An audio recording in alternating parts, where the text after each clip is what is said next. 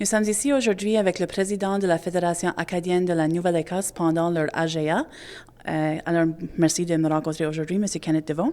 Bonjour, Gabriel. Merci de m'avoir ou de me passer en entrevue. Alors, j'ai quelques questions à te poser comme président de l'organisation Porte-Parole des Acadiens. Quel projet travaille la FAN présentement? Oh, il y en a plusieurs. Donc, la Fédération, je dirais que dans la dernière année, les plus gros projets ont été la loi sur les langues officielles, donc la modernisation de la loi sur les langues officielles. On veut une loi qui va avoir un vrai impact sur nos communautés, que ce soit l'île Madame ou Pomquette ou Halifax. On veut vraiment quelque chose qui fait du sens, puis qui a des dents, puis qui amène le gouvernement à faire vraiment ça qui s'est engagé à faire, qui est de permettre nos communautés de pas rien que survivre, mais de s'épanouir. L'autre chose, je dirais, c'est associé à ça. Tous les 5 ans, le gouvernement fédéral fait un plan pour la promotion des langues officielles. Ça s'appelle le plan d'action des langues officielles. Et puis là-dedans, il y a un budget qui fait vivre la Fédération acadienne de la Nouvelle-Écosse, la PICAS, le Conseil de développement économique de la Nouvelle-Écosse, tous nos organismes, l'Université Sainte-Anne et ainsi de suite. Donc là, on est vraiment en train de travailler avec le gouvernement fédéral pour faire augmenter cette enveloppe-là. En fait, on cherche 280 millions de plus. Puis on veut que cet argent-là aille à des places comme Petit-de-Gras, pas à des places comme Ottawa. L'autre chose, au niveau plus provincial, on travaille avec les gens de Chéticamp pour leur aider à revendiquer une circonscription. On pense que la région, cette partie-là du Cap-Breton devrait avoir sa propre circonscription. Et puis ça, c'est devant les cours actuellement. Et autrement, on travaille de proche avec le ministère, ou je devrais dire l'Office des Affaires acadiennes et de la francophonie, pour moderniser la loi sur les services en français, pour avoir plus de services en français, pour avoir un gouvernement qui est plus proactif vis-à-vis le développement de nos communautés. Je dirais que c'est beaucoup ça. Le restant, c'est plus d'inward looking. Comment est-ce qu'on peut mieux faire les choses? Comment est-ce qu'on peut mieux représenter nos régions? Comment est-ce qu'on peut mieux supporter nos organismes membres? On est toujours en train de faire ça, mais les gros dossiers, ça sera ça. Loi sur les langues officielles au niveau fédéral, financement au niveau fédéral, et puis la circonscription de Chéticamp, loi sur les services en français. Je devrais ajouter là-dedans l'immigration francophone et la migration interprovinciale. On cherche aussi à faire des personnes venir de d'autres provinces s'établir dans nos belles régions. Qu'ils soient originaires d'ici ou pas, oui, s'ils sont originaires, parfait. S'il y a du monde de Petit-de-Gras qu'en Alberta, on veut essayer de les encourager de revenir à Petit-de-Gras ou à l'île Madame plus largement. Mais même s'ils sont point de là, on sait qu'il y a beaucoup de francophones au Canada qui pourrions bien vouloir s'établir d'Escousse ou une place comme ça, puis faire vivre nos communautés, participer à nos associations, envoyer les enfants à nos écoles. Venez vivre à côté de la mer, il n'y a rien de plus beau, hein? Exactement. Mais ça vous permet d'être occupé, qui est super bien. Ça sonne comme il n'y a pas grande journée de congé. Mais tu as mentionné la représentation dans les régions. Alors ça, c'est en lien avec ma prochaine question, qui serait comment est-ce que vous vous assurez de bien connaître les régions membres? J'y vais. J'y vais. Tu te déplaces. Aussi simple que ça. Je travaille à l'Université Sainte-Anne aussi, puis je travaille de proche avec le Centre de recherche marin à Petit-de-Gras. Donc, Petit-de-Gras peut-être un avantage sur les autres. Je suis à l'île Madame probablement 3-4 fois par an. Mais je m'assure de parler à la personne qui est sur le CA de la fin de cette région-là régulièrement, mais pas rien que ça. Je parle à la direction générale, je parle au conseil municipal. Par exemple, je connais très bien Amanda Montbouquette. J'y pose souvent des questions. Je m'assure de connaître du mieux que je peux ce qui se passe et puis de voir comment est-ce que je peux aider. Excellent. Alors, comme organisation porte-parole des Acadiens de la Nouvelle-Écosse, quelles sont les priorités du développement de la région? Pose la question encore. Oui. Alors, comme organisation porte-parole des Acadiens que la FAN se retrouve, quelles sont les priorités, d'après toi, qu'on devrait se concentrer là-dessus maintenant pour le développement communautaire? OK. Je crois que c'est une question multiple, mais je crois qu'à la base, notre plus gros défi, c'est le nombre de personnes dans nos communautés. Il y a deux parties à ça. On veut faire venir plus de personnes qui sont francophones ou qui sont prêtes à vivre en français en Nouvelle-Écosse. Mais moi, je crois qu'il y a beaucoup de monde en Nouvelle-Écosse qui se dit pas francophones ou acadiens, mais ils sont en quelque part. Puis on veut inclure ces personnes-là. Donc, moi, je crois qu'il faut faire venir plus de personnes, mais il faut aussi être plus inclusif. Pour le monde qui va arriver, mais pour le monde qui est déjà là, qui est un peu aux marges ou marginalisé. Donc, Dirais-tu que c'est une raison d'insécurité pour ce manque d'identification, que les gens ne se considèrent peut-être pas, que ça n'existe pas vraiment, mais que les gens ne se considèrent pas assez francophones pour se déclarer francophones? je suis sûr que ça, c'est une grosse partie de la question, Gabrielle. Je sais que tu es enseignante, mon ancienne étudiante aussi.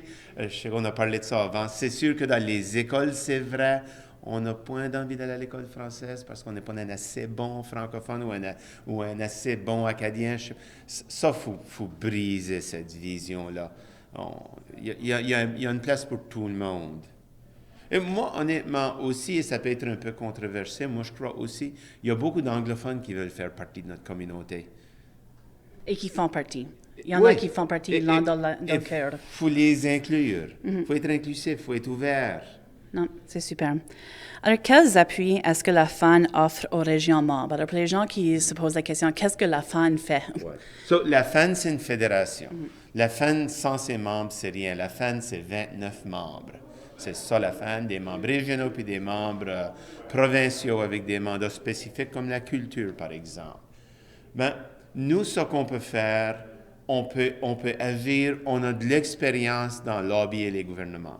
Donc, moi, je peux rencontrer, à cause que je suis porte-parole, depuis le 15 août, j'ai rencontré le premier ministre Houston, j'ai rencontré Mme Claudia Chender, la chef des néo-démocrates, j'ai rencontré Zach Churchill, le chef des libéraux, j'ai rencontré Jill Balser, immigration, Monsieur Colton Leblanc, j'ai rencontré à plusieurs reprises, j'ai rencontré Ginette Petitpas-Taylor, j'ai rencontré Mona Fort. Donc, je suis toujours en train de rencontrer des politiciens.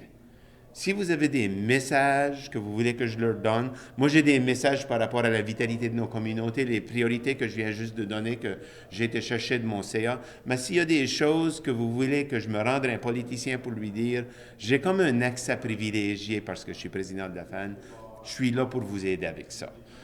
Et si les régions membres savent comment communiquer avec toi, mais si quelqu'un de la communauté qui n'est pas sur un CA, par exemple, d'une association membre ou de la région membre, comment est-ce que cette personne peut procéder pour rendre un message à toi? Okay. Ça, c'est bonne question. Je suis employé à l'Université Sainte-Anne. On peut me trouver à travers l'Université Sainte-Anne. On peut aller voir Josette Marchand puis dire « J'aimerais te parler à Kenneth ».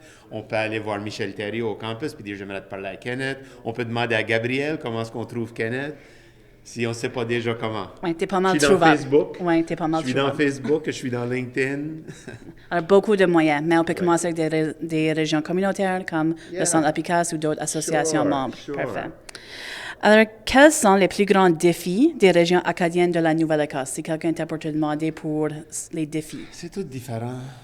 Partout là, tu vas, ils vont dire quelque chose de différent. Ça peut être économique, ça peut être intégrer des nouveaux arrivants, ça peut être l'exode des jeunes. Ils sont tous différents un peu.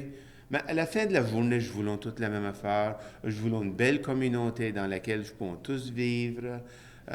Être prospère, élever nos enfants en français, les voir réussir. C'est toutes ces choses-là qu'on veut fondamentalement. Puis à la fin de la journée, quand je rencontre le premier ministre de la province, j'ai dit ça, puis tu regardes. À la fin de la journée, tout ce qu'on veut faire, c'est faire la Nouvelle-Écosse une meilleure place pour les francophones et les Acadiens, mais pour tous les néo-Écossais. Parce que quand on vit sa culture, on vit soi-même. Alors, ça crée que les Acadiens se sentent bien dans cette province aussi. Antonine Meyer, c'est probablement la plus grande auteure acadienne. C'est elle qui a écrit La Sagouine, Pélagie la Charrette et d'autres choses. Elle disait que l'Acadie est suffisamment mature comme peuple ou nation ou communauté, appelle-la ça que tu veux, qu'elle aura toujours besoin de se défendre, mais elle peut faire plus que ça. C'est-à-dire, elle peut commencer à regarder à l'extérieur de ses frontières pour dire voici comment est-ce que nous, comme Acadiens, on peut contribuer à notre province, à notre pays, à notre société pour la rendre meilleure. On a une contribution unique à apporter. Puis moi, je pense beaucoup comme ça. Donc, comme quand je suis point président de la FAN, je suis directeur d'un centre de recherche et d'innovation sur la qualité du homard. Je travaille beaucoup avec le centre de recherche marin. On est une institution acadienne, on est à Petit-de-Gras, on est à Pointe-de-l'Église, mais on travaille pour toute la Nouvelle-Écosse. Et ça, je crois que c'est la façon qu'on peut regarder notre communauté, notre place dans le monde. Et comment est-ce qu'on assure une visibilité de la FAN dans les régions? Parce que dans les années passées, comme avant mon temps, j'entends souvent parler des années où la FAN se retrouvait dans les régions en termes de bureaux physiques dans les régions. Comment est-ce que la FAN assure une visibilité maintenant dans les régions? Moi, je ne suis pas sûr qu'elle a besoin de le faire. Je crois qu'il faut que la FAN respecte les organismes membres qui sont là. Le leadership de la communauté de l'île Madame, c'est la PICAS. Puis on veut que ça c'est la PICAS, puis c'est son conseil municipal et ainsi de suite. Nous, on est plus là pour appuyer cet organisme-là qui est un de nos membres, et la mettre en collaboration avec d'autres, et puis, on ne veut pas se substituer à ce groupe-là, on veut vraiment aider à ce groupe-là. Parce que c'est ça le groupe, c'est ça l'entité qui connaît le mieux ce que ça prend dans la région. Et là, pour la grande question de fin, parce que tu sais que j'adore poser des questions analytiques et philosophiques un petit peu. Pendant plusieurs années, les régions demandent pour plus de représentation de la Fédération acadienne de la Nouvelle-Écosse dans les régions. Est-ce que la FAN voit cela comme leur rôle ou bien la responsabilité des régions membres? Je crois que ça dépend du dossier. Je crois que c'est du cas par cas. On peut travailler ensemble. Donc, prenons par exemple le cas de Chéticamp. La Société Saint-Pierre avait sentait pas qu'elle avait les ressources, l'expérience ou les moyens de prendre ça head-on. La FAN l'a fait. Avec du monde de la région, puis avec la Société Saint-Pierre. Mais ça va cas par cas. Mais à Petit-de-Gras, vous venez juste de vous doter d'un monument de l'Odyssée acadienne. J'étais là pour célébrer ça avec vous autres. On n'a vraiment pas appuyé plus que ça. La communauté n'a pas à faire ça toute seule. On a juste été là pour célébrer le moment avec vous. Puis, je crois que c'est comme ça va toujours être du cas par cas. Alors, ça dépend des besoins dans le moment ou dans le projet. Exactement. Puis les personnes en place, puis les forces relatives, puis comme si on prend par exemple, je pense qu'on est tous au courant que le CSAP demande une nouvelle loi scolaire qui reconnaît bien le CSAP et sa place dans la Nouvelle-Écosse. Le CSAP a tous les moyens pour défendre ça eux-mêmes. On ne prend pas un lead sur ce projet-là, mais à chaque fois que je rencontre un politicien, je lui dis que c'est une priorité de notre communauté et qu'on est là pour appuyer le CSAP. Et s'il me pose des questions spécifiques, que je ne suis pas sûr de la position du CSAP, je ne vais pas répondre. Je vais rien dire. Ça c'est vraiment le dossier de nos membres. J'essaie de jouer un rôle de support. Donc, tu vois, ça, c'est comme l'autre extrême où le CSAP a vraiment tous les moyens et les ressources pour prendre le leadership. On ne va pas s'ingérer dans leurs affaires, on va rien qu'essayer de leur aider du mieux qu'on peut. Et promouvoir les différents projets des associations membres. Exactement. Puis ça, across the board, on pourrait prendre tous les exemples. Exactement. Merci beaucoup, M. Kenneth DeVoe, de passer une entrevue avec Tillil aujourd'hui et je te souhaite une bonne AGA. Merci beaucoup. Cela était l'émission Par chez nous. Cette semaine, comme vous avez vu, nous avons eu une entrevue avec le président de la Fédération acadienne de la Nouvelle-Écosse, M. Kenneth DeVoe, qui a été réélu lors de son AGA à Dartmouth. Vous pouvez me rejoindre sur les réseaux sociaux de Tillil, sur Facebook, Instagram ou Twitter avec le nom d'utilisateur Tillil Community Television, ou vous pouvez m'envoyer un courriel avec vos suggestions à gabrielsanson@commercialgmail.com ou sur ma page publique Facebook Gabriel Sanson, journaliste civique de Tillil. À la semaine prochaine.